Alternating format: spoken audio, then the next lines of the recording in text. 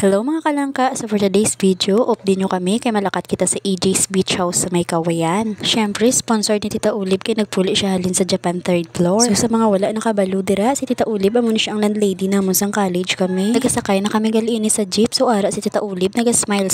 Wala ko siya na video pagpanaog niya sa series halin sa Bacolod. Hambal ko diri sa mga boardmate ko mahay sila ang mga langkawa siya naginutoy-utoy kadlaw. Halin kami gali guys sa may binalbagan pakadto sa Kabangkalan, pakadto sa Kawayan. Kita syempre kung malakat kita sa Kawayan maagay kita sa Kabangkalan. So guys kanami gidya sang hangin basta jeep ang aton nga ginasakyan no kay ka fresh gidya sang hangin. Pero believe ko ya guys sa akon pa kaisa kay naka-ready gidyang iya nga malong. So amo na to siya guys kay nakaabot na kami sa Kabangkalan. So nag-stop over kami dito nanay kay mamakal ko na si Tita Ulib sa mga kalanon. Hadlo gidya si Tita Ulib nga magutman kami. Baw salamat gidya ta. Bilib ko diya kay Karen Miguel kay bisan ano kabudlay sang sitwasyon mamayong gidya kay hadlok siya mag-ito. Kag nakaabot na kami diri guys sa sari-sari store hambal ni Tita Ulib mapili kuno kami kung ano amon gusto baw nahuya man tata kay basit na ni amon ipangwaon pati kana tita a joke lang to ya. So amo na to guys nagpili-pili na kami diri sang amon pwede mapangkaon baw dayaw man ta kay papin nga nagtudlo sang wide didto kay gali may plano na siya nga mag-inom baw gintulod-tulod niya pa si Day Melissa para kuno abi daw may huya man siya. Hambal gani ni papin mapili kuno kami sang pagkaon para samtang galakat ang jeep may ginausap-usap kami. So amo na to pagkatapos na nila pamili mabayad na si Tita Ulib. Syempre si Tita Ulib mabayad kay wala man kami mga inugbayad. Nadumduman ko sa nagligad ang aton nga ang dito sa kaldero, takop sa kaldero kung nagkaon. Nabatian niyo to guys, amo na mag-throwback si Tita Ulib. Samtang nagawulat kami kay Tita Ulib, aring miga ko, gin-interview ko about sa iya nga past. Pag-shoutout lang dagali sa ex ang miga kung sino ka man nga ex, tani malantaw, muni kay may message siya sa imo. Kita ka di karon sa imo ex, sa akon nga no, sa akon nga vlog. Anong mambal mo? Sa imo ex? And be contented for who you are. Thank you for what you did for me. But now salamat sa lahat. Samtang nagawulat kami nga matapos papakal si Tita Ulib, pamangkot namon nga akong pakaisa kung nga nagaparanambok siya kagang sabat niya kuno kay alagang-alaga siya ni father. Di isa na all may nagaalaga, amo na guro nga niwang ko kay wala pa nagaalaga sa aton. Ayo, bitchaya. Bitchay, ano ko no? Ilatadloan sa ni Papin tamong. Anyong sayo, bitchaya. Bitchay, anong sayo, bitchay galing? Pasensya gid kamo guys, pero gin-try ko gid ang akon nga best para makuha ang Korean accent pero hindi gid siya. Bakod ba ako gid lang tawon si boardmate Joseph po, katisoy-tisoy gid siya. So samtang nagahulat kami kay Tita Ulib kay nagpa 7-Eleven sila amo ni ang ganap sa sulod sang jeep. Si Karen Miguel dumay ginaulikdan nga bata sa ila balay kag samtang si Papi naman nagabira kaon. Ano? Korean. Korean. Sige na. Ano man? Korean. What's your name, boardmate? So kay ginboring ko kag wala mayo himuon ginambalan ko sila nga mapakilala sila in Korean. So ang nakapasa lang gid nga magpakilala wala na iban kundi si Karen Miguel.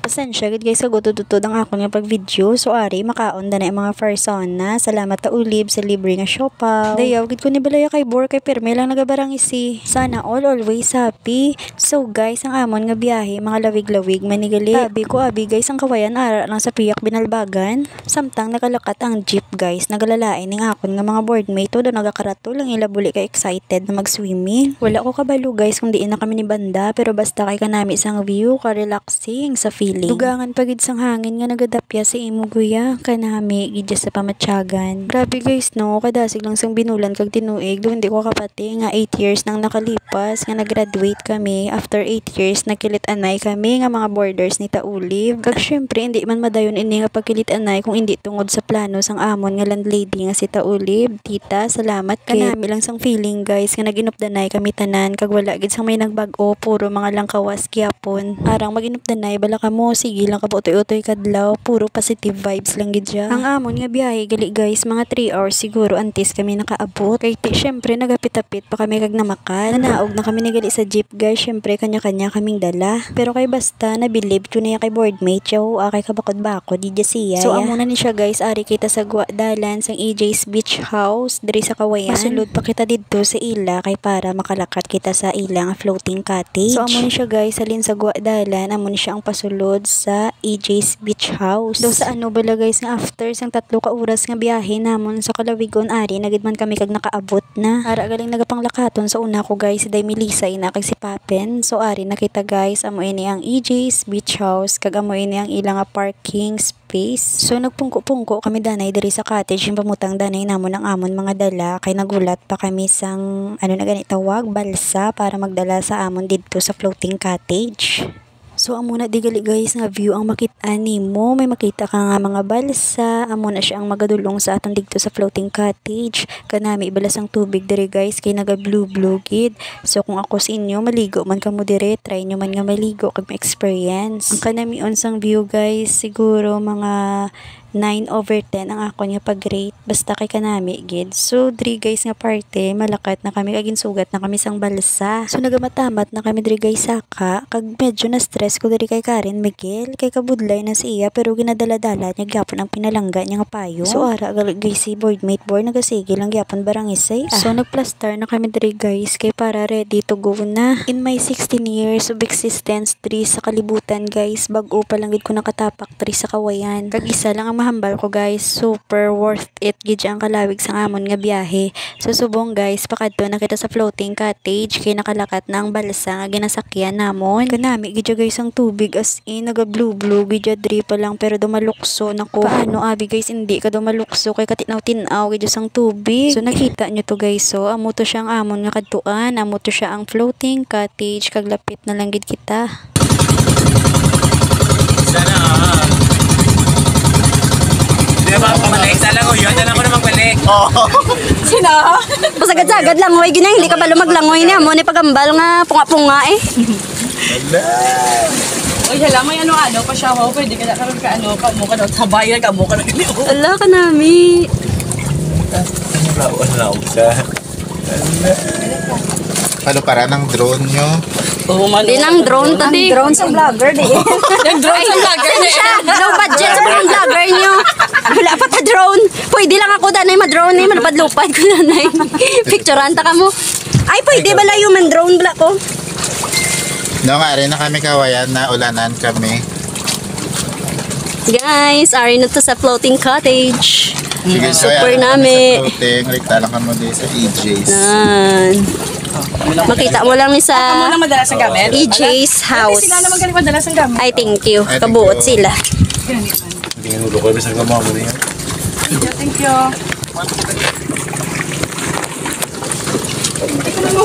Ay, Diyos ko, lado kalingin ang ulo. Lala, dali lang. Basi mahulog ko, dali lang. Ay, salamat. Thank you. Guys, super nami. Gidi guys. My gosh. Hala ka nami sa atin yung floating cottage. Nagagrapak ba? Wala ka na. My gosh. Ay, nami. Hi. Ready ka ni Puro? Hi. Daimel, hi. Live na dyan. Guys, grabe wala na ko sang may mahambal pa kundi super nami.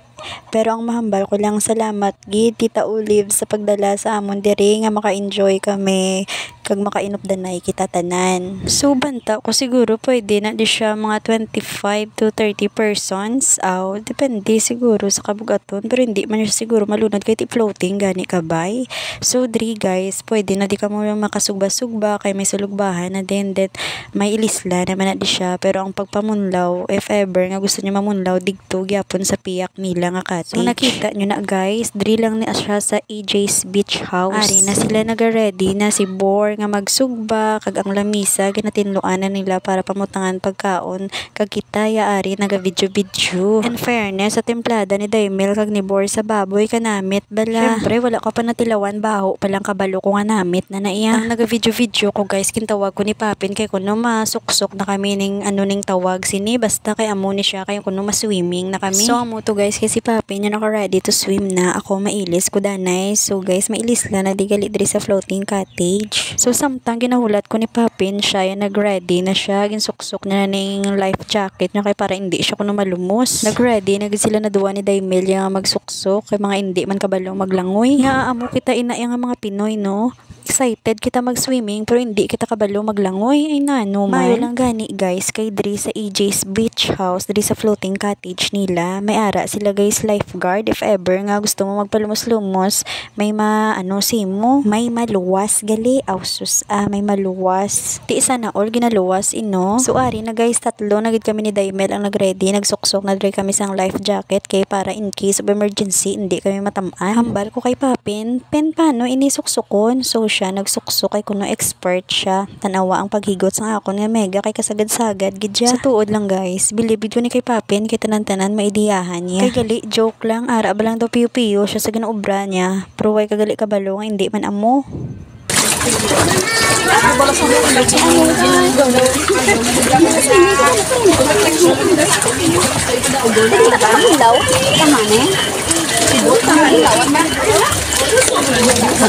Todo hindi ka rin mamanglaw.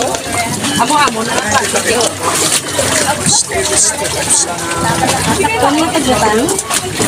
Hindi ka rin mamanglaw to. Hindi mamanglaw. Wala mamanglaw. Dito. Oo. Sakto na. Hindi na lang. Jupi, yun ay.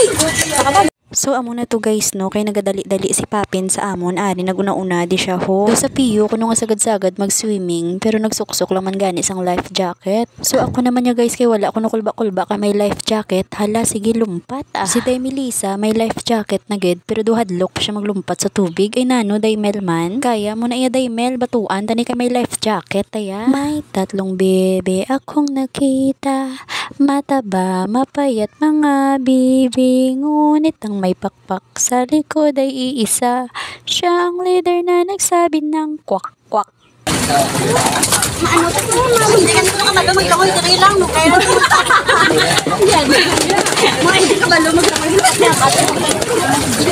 Dasig-dasigon ta diri banda guys kay daw lawig-lawig ni gawang amon swimming kay nagpinagusto kami diri. Sa ano bilang nga bag-ulan naka-swimming sa floating cottage ang mga persona.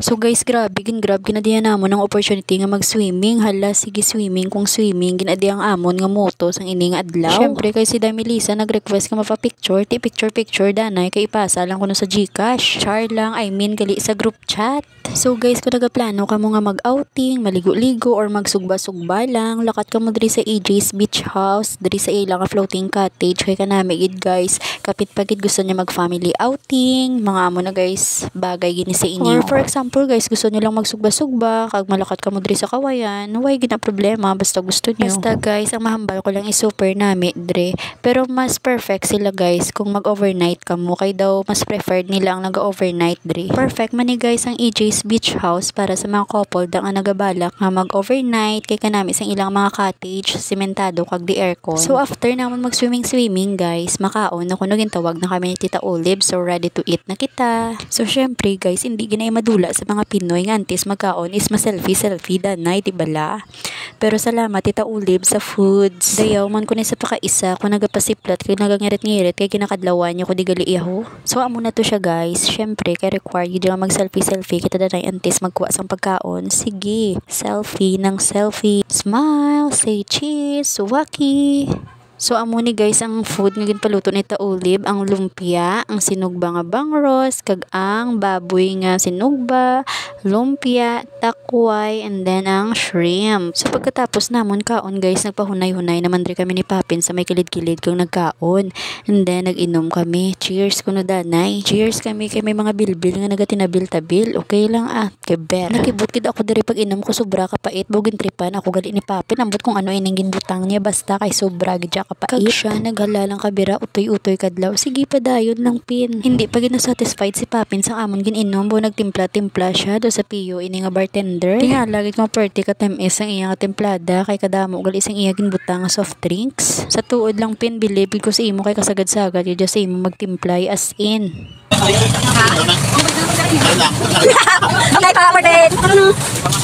Pen. Dali tayo ko ta. Hindi ko gari mga batid nga. Latik ka ko magdako. Ayan ha. Ipon ka kanyo tayo. Wow. Wow, let's get So guys, pagkatapos namon digpo inom sa floating cottage, nagsakay kami diri sa balsa, nagpadulong kami diri sa Pia Cottage kay nanghagad si Papit nga maswimming siya kuno sa medyo nabaw-nabaw. Siguro may unod ng utok sinimo. So guys, pagsakay namon diri medyo kulbaan pa kami kay duga sigway ang balsa, pero hambal gani ni Manong kuno steady put lang kami kay para hindi kami magtuwas. Hambal ko kay Papit na mion niya magkuha sang video kay para nami man ang kuha. Puno pa cute siya iyaya sa kameraya. Dasig lang man guys ang biyaya lindig to sa floating cottage pakadto diri sa Pia. Wala lang man gani dugay guys kay nakaabot ng kami diri. Sign of aging na balay na pen nga daw hindi ka makatindog dra. Amo na digali guys ang ginamin ni Papin nga gusto niya paliguan nga nabaw. So nagsuroy-suroy danay guys ang duwa ka bagha kay feeling namon do ara lang kami sa Boracay. Guys kanami diri mag-walking sa kilid sang baybay kapin pagid may partner ka very romantic kajang dating. So nakaabot na kami di guys sa lugar nga gusto gid paliguan ni Papin. So swimming kami danay diri kanami sang view guys bisan daw maulan. So amo na to guys, naligo na kami diri ni Papin kaso lang kay sakit sa tiil kay kadamo sa mga bato-bato. Pabalik pa ko tani guys para magkuha sang tsinelas kay kasakit sa mga bato-bato sa tiil kaso lang hambal ni Papin hindi na kuno. So ako naman kay masinulon doon nagbalik na lang. So samtang nagakaratihay kami sang balud guys, may napinsara naman ko nga i-video ko si Papin para may nami man siya kuno nga video. Parehos na balagay sa iban nga nagapaligo sa baybay nga ginagulpi alsa ang ulo kanami lang tawon. So gin-explain ko danay kay Papin kung ano ang iya nga himuon. Ang pag-explain ko kay Papin guys, hambal ko maduko siya kag magulpi liad. So sa ano bala ka supportive sa akong klase miga di ba Pin? So amo na to guys, after ko ma-discuss kay Papin hambal ko mabalik na ko kay video ko na siya. Sang nakita ko ini nga video hambal ko daw timang man ko digali man. So amo na ni siya guys ang una ko nga kuha kay Papin kaso lang kay epic fail kay ang balod abi nagkarati sa akong cellphone. So hambal ko kay Papin guys maliwat siya. Mayo man kay masinulon doon si Papin syempre para man ni sa iya. So amo na ni siya guys ang take 2 kag kanami na dising kwa ni Papin o diba pak ka perfect kay disang kwa mo Pin kasagad-sagad just ang imamiga mag video ya. So pagkatapos ito guys mapalumos-lumos dan si Papin kaso lang hamba ko siya hindi magpalumos-lumos kay wala lifeguard na utod ni gali guys ang akon video. So nagsaylo kami diri sa Piak hamba ko siya mapungko siya diri sa balsa kay picturean kuna naman nga pagpungko ni Papin nagulpi siya yahulog. Lipay-lipay pa na di siya guys bisan nahulog siya amo ginayapin bisan nasakitan kana kinanglan malipay kagyapon. Lawig lang na di bala guys kami nakaginawa sang utoy-utoy kadlaw. So after na digali guys nga nag-swimming kami namunlaw na kami. Dugay lang ginang katindog si Papin kada undi siya siguro kasarang sang kabugaton kalawas niya.